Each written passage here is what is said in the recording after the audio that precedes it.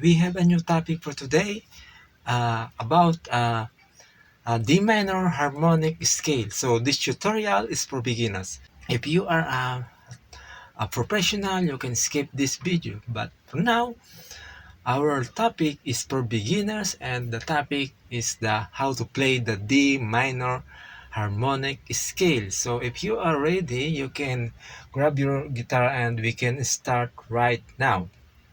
So the D minor harmonic scale, it starts from the fifth fret. We start from the fifth fret of A string. So this is the tonic note, or we can say that this is a root D. So the next note is the E, which is the major second tonic or root note, or major second, and then the minor third,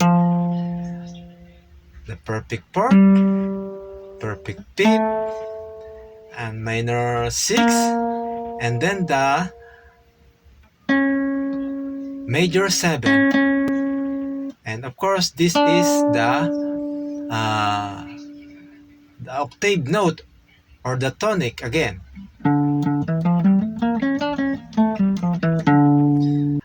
The notes name of that scale are D, E, F, G, A, B flat, C sharp, and then octave D.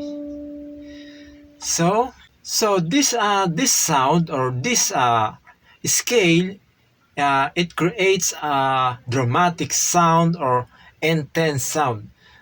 Okay, I know you know this topic for today, and you got this, and I hope you learn from this lesson. Okay, thank you for watching, but please don't forget to follow, like, and share. Okay.